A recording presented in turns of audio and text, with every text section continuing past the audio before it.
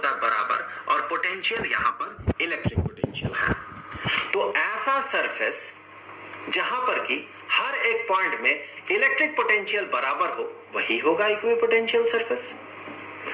तो यहां से आगे बढ़ते हुए चलिए देख लेते हैं, एक प्रैक्टिकल सिचुएशन कंसीडर कर लेते हैं कि अगर मान ले कहीं पर एक चार्ज है, यहां पर मान ले एक पॉजिटिव Q अमाउंट का चार्ज है, तो ये अपने आसपास का जो रीजन होगा ये इस रीजन में इलेक्ट्रिक फील्ड बनाएगा और साथ ही साथ ये इलेक्ट्रिक पोटेंशियल हर पॉइंट में बनाएगा।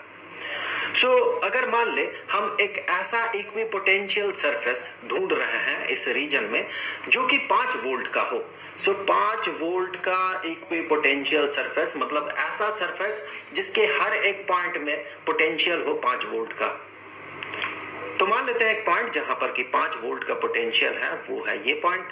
उसी तरह से हमें और भी पॉइंट्स मिलने वाले हैं जहां पर कि 5 वोल्ट का पोटेंशियल होगा, फॉर एग्जांपल ये पॉइंट, फॉर एग्जांपल और भी ऐसे बहुत बहुत बहुत सारे पॉइंट्स मिलने वाले हैं।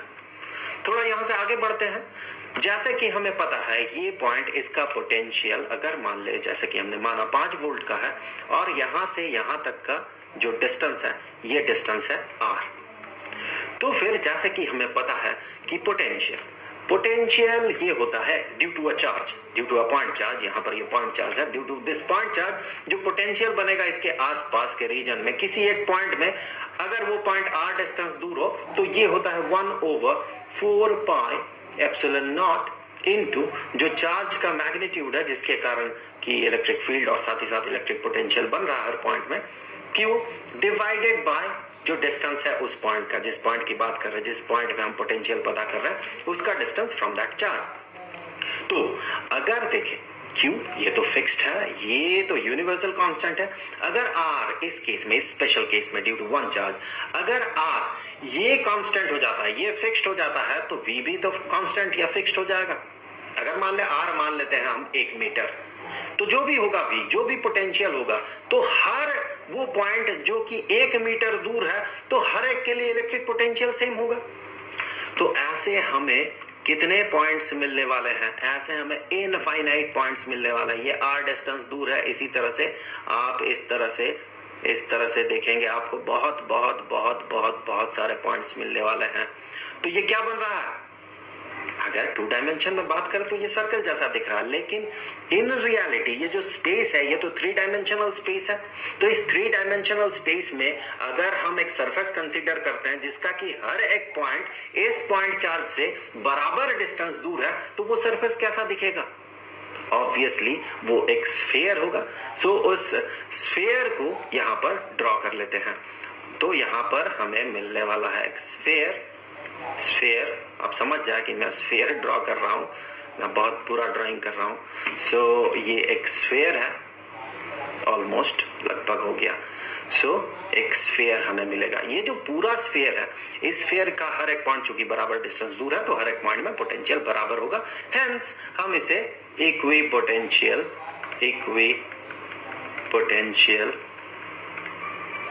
सरफेस कहेंगे। इस तरह से हमें और भी बहुत बहुत सारे सरफेसेस मिलेंगे। हमने क्या माना था एग्जांपल के तौर पे कि ये 5 वोल्ट का इक्विपोटेंशियल सरफेस है। अगर मान ले 6 वोल्ट का इक्विपोटेंशियल सरफेस देखें तो हमें कुछ ऐसा दिखेगा, हमें वो सरफेस कुछ ऐसा दिखेगा, ऐसा स्फीयर बनेगा।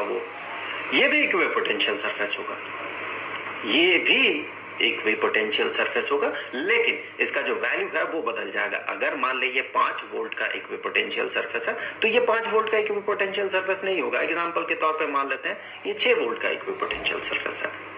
उसी तरह से हमें आगे और भी इक्विपोटेंशियल सरफेसेस मिल सकते हैं। तो ये सिंगल चार्ज के लिए जो इक्विपोटेंशियल सरफेसेस बनते हैं वो स्फेरिकल नेचर का होता है। ऐसे ही अगर मान ले बहुत सारे चार्जेस रहे, अगर मान ले 2 चार्जेस रहे, तो कोई इक्विपोटेंशियल सरफेस कैसा दिखेगा? तो वो कुछ ऐसा दिखता है, कुछ ऐसा बनता है इक्विपोटेंशियल सरफेस, एक डम्बल शेप का बनता है। उसी तरह से 3 चार्जेस, 4 चार्जेस, इस तरह के अलग अलग शेप्स हमें मिलते हैं। तो कुछ भी हो सकता है, यहाँ पर शेप कुछ भी हो सकता है इक्विपोटेंशियल सरफेस का। अब चलिए यहां से आगे बढ़ के ये देख लेते हैं इसके कुछ प्रॉपर्टीज कैसे होते हैं। जैसे कि पहले